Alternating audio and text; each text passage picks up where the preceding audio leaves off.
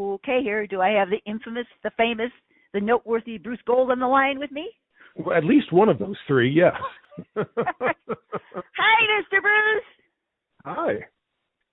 Okay, so right now you perform primarily on cruise ships. But you know, one of the things I always like to ask entertainers who've been around for a while, especially how they got started. You know, I have a lot of people listen to me, and it's an important question because there's new entertainers coming up all the time. So you want to talk a little bit about that? Yeah.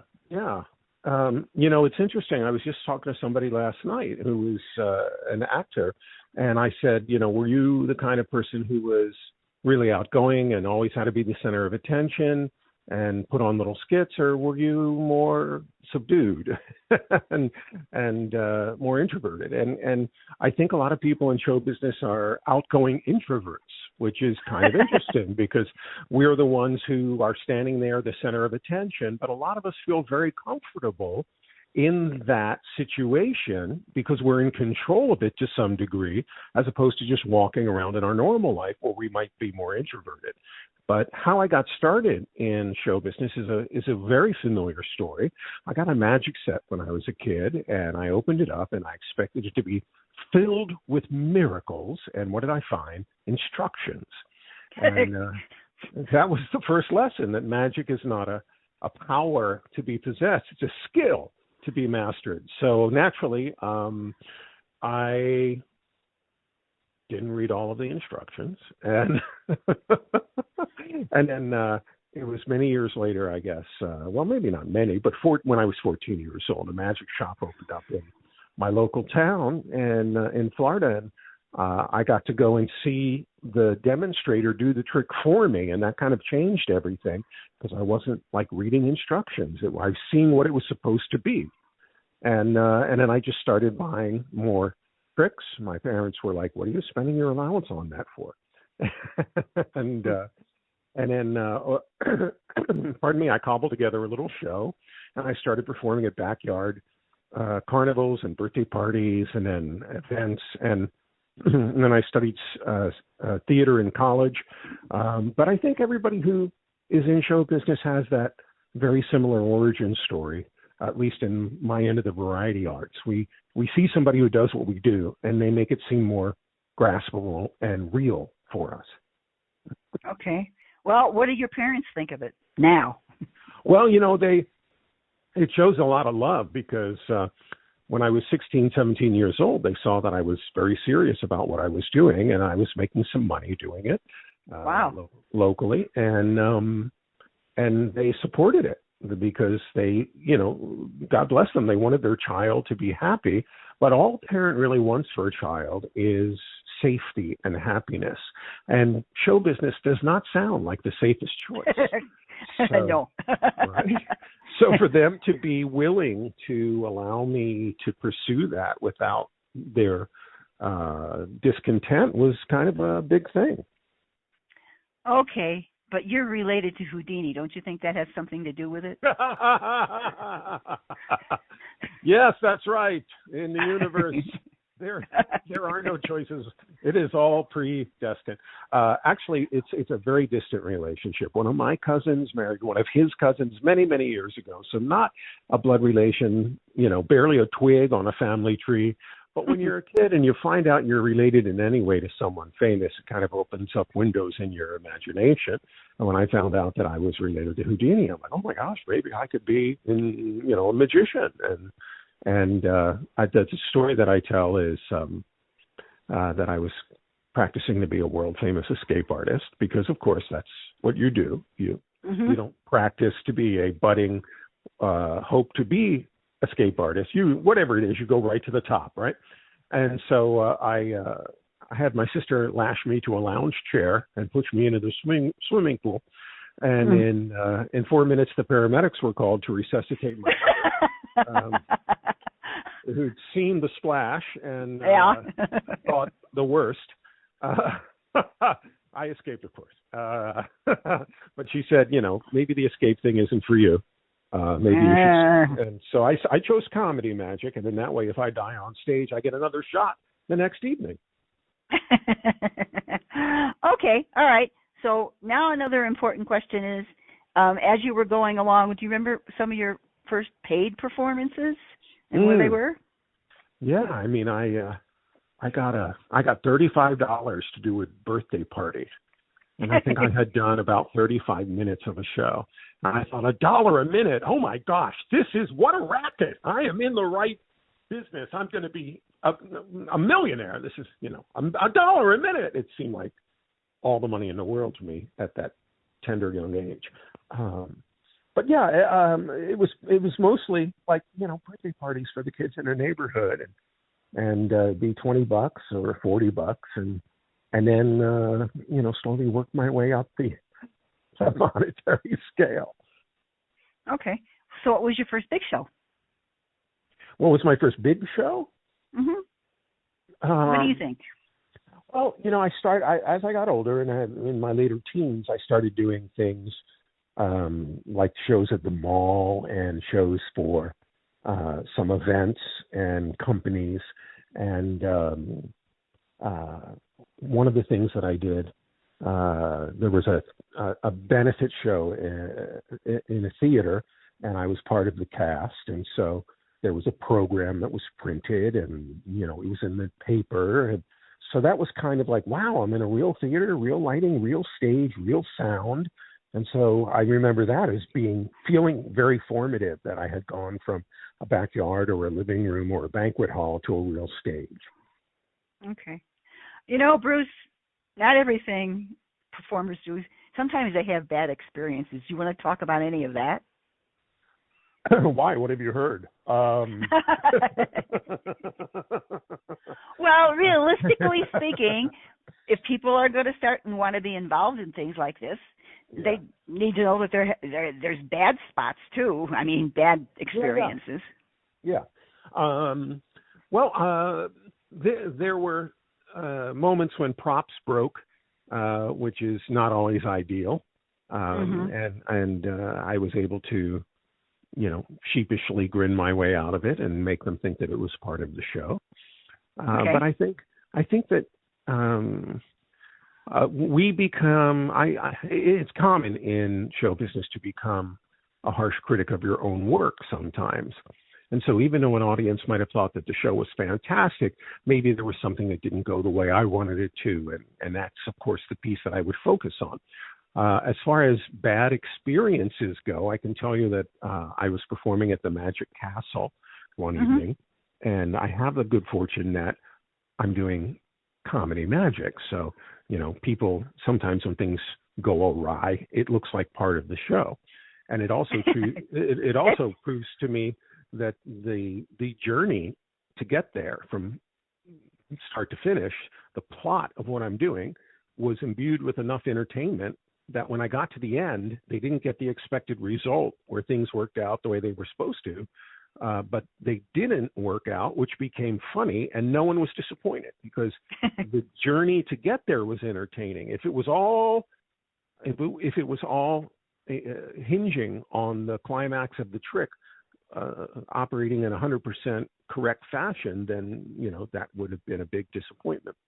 Anyway, so I'm on stage in the Palace of Mystery at Hollywood's famous Magic Castle. And during this time in my career, I had an assistant who happened to be very lovely. She was on stage for about 2 minutes, and I said, that's going to be the 2 minutes of the show that anybody's ever going to talk about.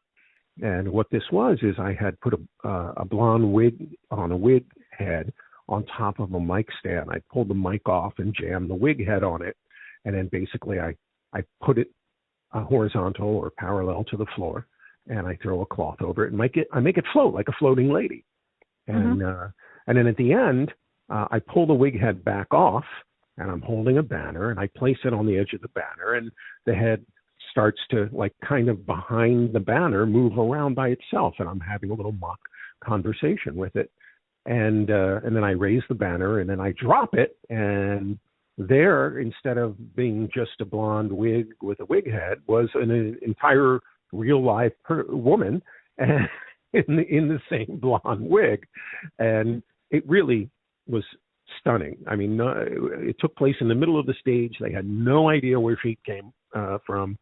And it was shocking and got a great ovation. And one night, I'm at the point where I place the little styrofoam wig head on the edge of the banner, and expecting that it would be self-supporting at that point, and it is not. No one secreted behind the banner now is taking that wig head from me and holding it. And so finally, I couldn't look or telegraph how the trick was done, but finally I had to turn to the left and look into the wing, and I saw my assistant with a shocked and horrified expression, her hands over her mouth like she can't believe what had just happened, which was that she missed her cue. And now I'm standing in the middle of the stage, and I drop the wig head, and I drop the banner over it, and I turn to the audience, and I go, normally it's better than that. And I kept on going. And everybody laughed, but they didn't realize that they had missed the climax, which is the saving grace for most of these things, is that the audience doesn't know what's supposed to happen, so they don't realize what was missing. But my assistant was mortified, and it turned out that she had been on her cell phone having an argument with her boyfriend and missed her cue. And so that, from that moment forward, there was the no cell phones on during the show rule. Good. Yes, because you always try to figure out what went wrong and find a remedy, and so that was it. Okay, you've performed on a lot of famous shows with a lot of famous people. Do you want to talk a little bit about that, like Dick Clark? Yeah, when I came out to California from Florida back around 1990, I wanted to be on television. That was my big goal. And very quickly, I got a game show agent, and something about me just said game show. I was kind of a young Wink Martindale / Dick Clark type, I guess. And I didn't see it because I was just me. But people are like, oh, you make a great game show host. And I'm like, why? But I'm like, okay. So I got to do a pilot for Disney Buena Vista Television with Dick Clark. And it was a game show, and I got to hang out with Dick Clark a little bit, and it was very exciting. It was taped at the NBC studios in Burbank, California, while Johnny Carson was, his show was on hiatus, and they showed reruns for a portion of the season. And so the studio was available, and that's where we taped it. I got to park my car right next to where Ed McMahon parks, and there was a little name, my name on the parking space, and it was like my name,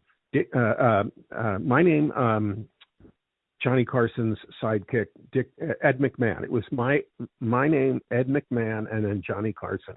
And I thought, well, this is prophecy, right? I'm supposed to be parking in these reserve spots next to the big stars. And I got to stand on the floor. There was a little star, and that's where Johnny would deliver his monologue. And I got to stand on that star and deliver the opening of the game show. And now, sadly, there's a thing in Hollywood called turnaround. And that means when anybody at a big studio has projects in the works and they leave the studio to maybe go to another production company or another network, any of their projects go into turnaround because they don't want anybody who isn't there to shepherd the projects to, they don't want the person who is no longer there to be unavailable for taking these products and projects to fruition. So nobody adopts these orphan projects. And sadly, that was what happened in my game show. So I didn't get on the air, but it was what a remarkable experience. And it was it felt like, like real show business in a sense, in my head, because there was a parking space and it was where Johnny Carson stood. And it's like, well, you can't get much closer to real show business than this. So yeah. No, I agree with that. So, okay, so you worked with the late Orson Welles? Yeah. When I was about 16, 17 years old, I worked on a show with an illusionist from Atlanta. And his name was Ab Dixon, and he happened to be good friends with Orson Welles. And Ab had a show that toured theaters around the country, and it was called Presto, and it was a very fun show, and he was a very likable character in the show, and Orson took liking to his show and to him, and they became great friends. So when Ab came out to California to do a big illusion show, I went with as one of the assistants. And I was like a backstage tech and briefly an onstage performer. And so they were doing a big show at the Variety Arts Center in Los Angeles. And Orson came, and he was doing a television special for French Vogue. A magazine spread for French Vogue. And at the time, they were shooting what would eventually be for Orson a television special of his own. So they came and they took photos, and Orson was there. And one of the tricks was the levitating lady. And Orson, in his turban and his most deep and austere baritone voice, would say his incantation, and this Princess Karnak, dressed in I'm blanking on the name, like in the world of Aladdin. She was kind of dressed like a princess in the world of Aladdin. And so she floated in midair.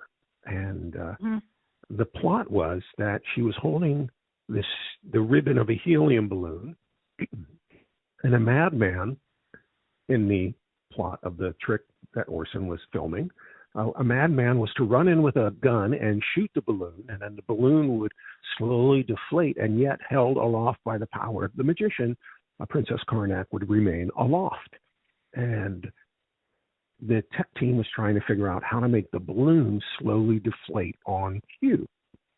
And I was told at the very start of the production, do not speak to Mr. Wells unless he speaks to you. Mm-hmm. And so, okay, got it. And after about 20 minutes of watching them try to work out how to accomplish this slowly deflating balloon, I said, excuse me, Orson? Not Mr. Wells, not speak when spoken to, but Orson? And, yeah, I got it. This was day 3 of shooting, so I guess I felt like I know him well enough. And the brashness of my youth, and feeling that I had the right answer, and I couldn't watch them struggle anymore, I said, excuse me, Orson, it occurs to me that if you shoot a balloon with a bullet, it won't slowly deflate, it'll pop. So it's easy to rig it to pop. What if we do that, and then you see it pop, and then you cut to the balloon swinging from the ribbon below Princess Karnak?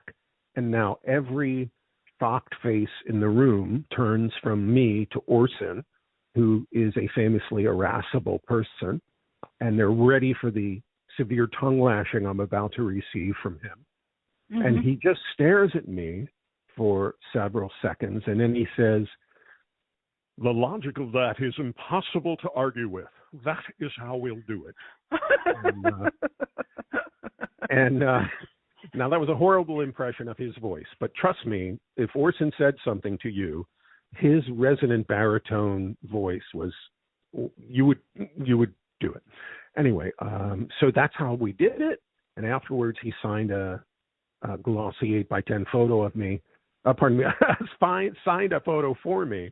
Right. Of himself, and it said, to Bruce with admiration, Orson Welles. So that's cool.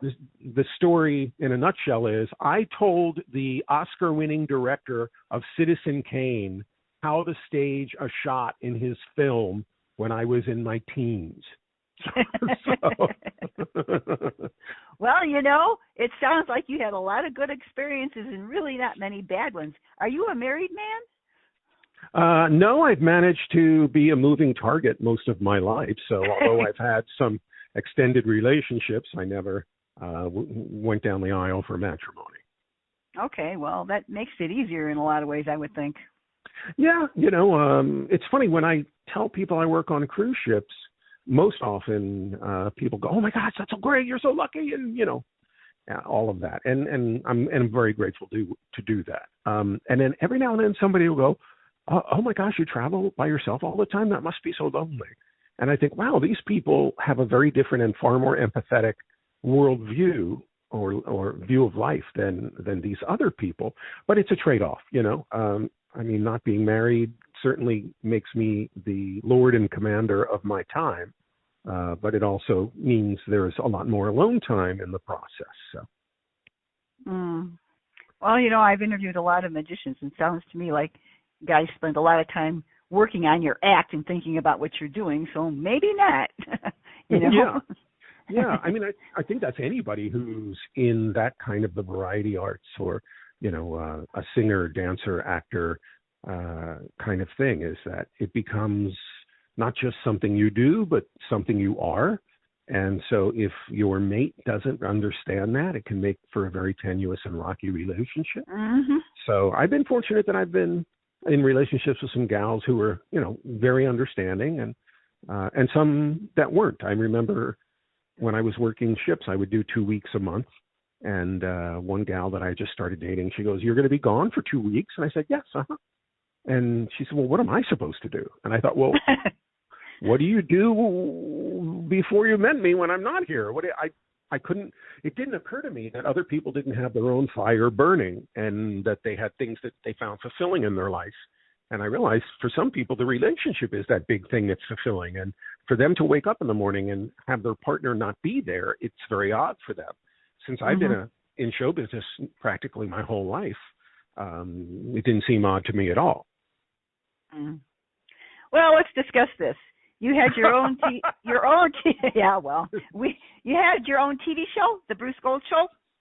Yes, before the big cough extravaganza that made everybody take a year and a half off. I was doing a show called The Bruce Gold Show. No coincidence, and we taped a little studio here in Burbank, California. And I got to have 2 or 3 guests on each show, usually people from the world of entertainment or publishing. And then I usually had a variety artist or a magician on. And it was very much like The Tonight Show. Kind of even the set looked like The Tonight Show, where I had the city view behind me and the desk and the standard talk show setup. And that was kind of a dream come true for me, because I was a kid who, when my parents thought I was sleeping, I was actually had pulled my little tiny 12-inch black and white television next to the bed and was cheating. watching Johnny Carson at low volume so they couldn't hear it. And I thought that just must be the greatest job in the world, to have all these famous people come and you get to talk to them. Mm-hmm. Yeah, I thought about that too. Okay, So you only lasted for 23 episodes, though. So what happened? Only is a very strong word, Kay. I mean, only 23? How about we phrase it like this? It lasted an exceedingly generous 23 episodes. Okay. Actually, it was a cable program and also a streaming program, and then we did two seasons of it, and then I kind of re-edited things in a third season. And we were a low-budget production, but we put out a product that could compete very well with standard television programs.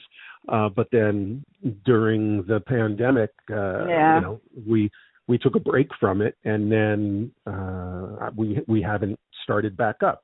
But it's something that I hope to return to in the not-too-distant future. Yeah, I would think you'd be good at that and would like it, I would think. Yeah, great fun. Most fun I think I've had in show business. You've been on Oprah. You want to talk about that? Well, part of the beauty of living in California, where showbiz is here in Los Angeles, is you meet a lot of people in the business. And in the It's Who You Know segment of my career, I happen to know one of the producers from the Oprah show. And they were doing an Oscar preview show, and she knew that I was a big movie fan. And so I was a guest on Oprah to give my comedic picks and opinions on the Oscar race. And I've done something rather odd in that I simultaneously pursued a few different careers. One as an actor, one as a comedy magician, and one as a stand-up comedian. And so when I go and I work on cruise ships, depending upon which line I'm working for, I will either work as a stand-up or as a comedy magician. So for Oprah, I was on as a comedian giving his comedic picks and opinions on the Oscar race. Mm-hmm. How'd it go? And went great. And I'll tell you, Oprah has a way of, she is so present and in the moment. And when you are speaking, you feel that you are the most important person, if not in the room itself, than that she has ever spoken to. And she has that really present quality about her, where she's completely immersed in the moment with you, which is a great lesson for anybody who wants to be a talk show host. I would agree with that. Yes. Mm-hmm. Hey, you work at the Magic Castle. You want to talk a little bit about that? A lot of people don't know what the Magic Castle is. I've interviewed some other entertainers that have done that, and that's kind of special for magicians, isn't it? Very special. It's really the only venue like it in the world. It is an actual building. It was a home for the Lane family, built in around 1909 at the top of a hill in Hollywood. It is very near the Hollywood sign, and the famous Hollywood Boulevard is just 2 blocks away. And this is right in the heart of Hollywood, and it is this Victorian style mansion. And in the 60s, it had fallen, after the Second World War, it had fallen into disrepair. And then it was leased by a group of magicians who turned it into a private nightclub for the magicians and their guests. And because it was a private club and they didn't allow photographs inside, and it was kind of this inside thing, a lot of movie stars would come and television stars would come and spend time there because they knew they weren't going to be, fawned over and hounded by autograph seekers. And over the years, it expanded and became a world-renowned showcase for magic. There's one other venue, which is the Magic Circle in London, which is a private club that you have to be a guest of a member to come in, and they feature magic shows. But at the Magic Castle, they do private parties. I was at the premiere for the Doctor Strange movie. They had a big premiere party after the premiere. People came, and I got to perform for several of the celebrities. So that was great.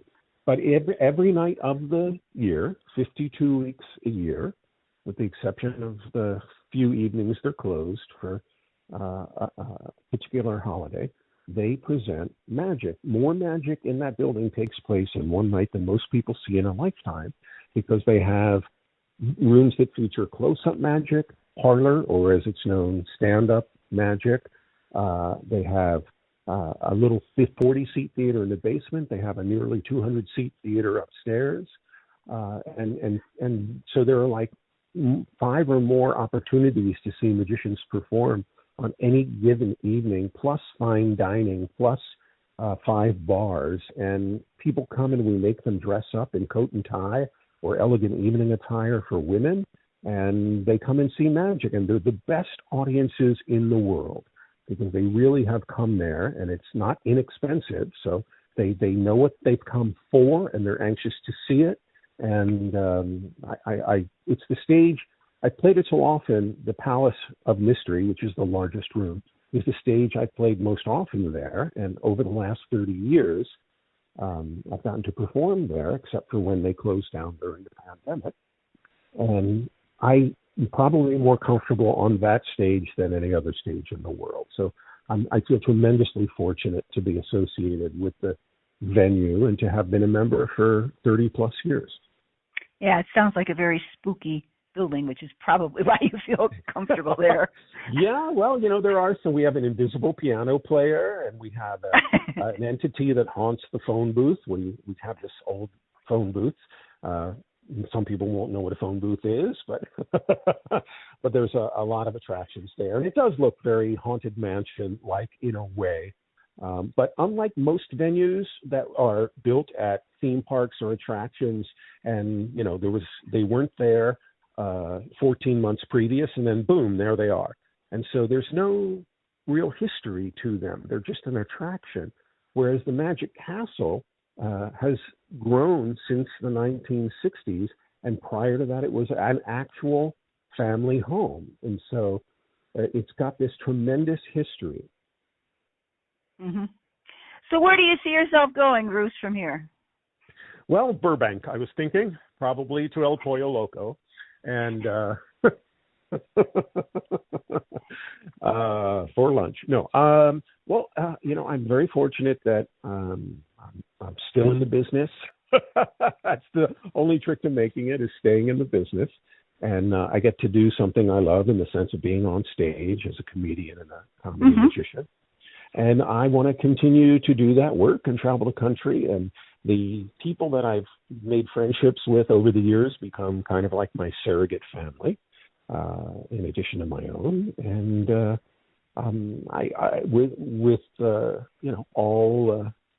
if all goes as planned, in probably a couple years, I'll slow down on the traveling and put more time into the production work here in Hollywood, which is something I want to do. Creative people never want to stop creating. And anybody who's in show business never wants to retire. We just want the tedious parts to stop.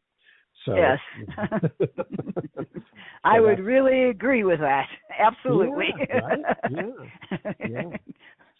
Okay. Well, is there anything else you want to add? I mean, are you bookable for different events? Can people call you? Or do you have an agent? Well, I do. But I'll tell you, if people just want to get a quick taste of what I do, they can find me on Instagram. Just look up Bruce Gold on Instagram, and you'll see a photo of me performing. You'll see a theatrical curtain behind me, and so you'll know that, this must be the guy. And I have clips from my show on that, and then I'm also on Facebook as Bruce Gold. Most of the work that I get is by referral. And so I have an agent who's just mainly for Hollywood projects and things like that. But I travel all over the country. Yeah, a lot of the entertainers like to do their own booking. That's why depends on the entertainer. A lot of them like personal contact more. Mm-hmm. Okay. So do you want to leave a website address or a phone number or an agent's number or anything like that? Well, anybody who wants to reach out to me can find me at brucegold@me.com. That's Bruce Gold, and then me.com. That's the email address. And I have the website, brucegold.com, but also a confession. If you go to the website, you'll see stuff about my career from like 20, 25 years ago. Because I just have never updated it since then, because I've been working nonstop. So I hadn't needed to, but I have new materials that are going to be made. That I will give them to the magical elves that make them into websites, and so that is coming. But I understand. Believe me, I understand. I thoroughly get it. It's very hard these days, and everything is changing so fast. I mean, it's hard. So it's a really super important part of the business, and the business model has changed over the years in the sense that now people go to look for people on LinkedIn if they're doing a corporate event, or they'll go on Instagram, or they'll go to the website. And so, as far as the promotional tools go, there's a lot you can handle on your own and get it out there without having to mail. Years ago, we had to mail somebody a very expensive folder with all kinds of photos and promo and information. Now they can be in traffic at a red light and look it up on their phone. So hopefully not. Well, hopefully not while the car is moving. But so if I was starting out, I could not be so lackadaisical about my website. My website would have to kick ass. But fortunately, I've had my butt out there working so long, I haven't needed to rely on it. Yeah, some of the entertainers I've interviewed, they don't even know they're supposed to have HTTPS instead of HTTP, and that causes a problem. Yeah, that causes a problem. Okay, so are you going back on the cruise ships? I've got a couple of weeks here in LA, and then I'm going to head back to a ship for Royal Caribbean for Christmas. And then I'm back here for New Year's and into the new year. Okay. And I'm sure you'll get booked. Yeah. Well, I've already full 30 weeks so far. So. Oh, that's cool. That's cool. Yeah, for the new year. So, which is the wonderful part about working for ships and venues. I'll just say also, just because I want to get the name out there for them, Magic, because of AGT and because of the internet and TikTok and YouTube, has really continued to expand in popularity, which I'm so delighted to see. There was a time when people had no clue what close-up magic is. Now I go and I perform, people are like, oh, do you know Shin Lim? And so people have a much greater awareness of the different kinds of magic now. Yes. And there are some wonderful venues around the country. So if you're ever in Nashville, look up the House of Cards. It's right downtown.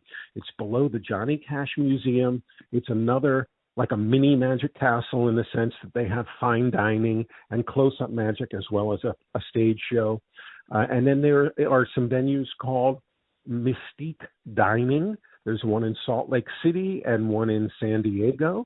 There's also a venue called The Prestige, and that's also in Salt Lake City and in Prestige is in San Diego, and the Mystique Dining is actually La Jolla, which is very near San Diego, California. And there are more of those that are going to open. And then one more is the Chicago Magic Lounge in Chicago. And so the fact that these venues are up and running throughout the year and continue to do well shows the ever-expanding popularity of magic. And you'll see, you'll have a great time at any one of those venues. And we all need entertainment, and we all need to be relaxed. Yes, I agree. For sure. Yeah. Okay, Bruce, I've enjoyed talking to you. Thank you. Hey, my pleasure. All the best to you, and happy holidays. You too, Bruce. Bye-bye. Cheers.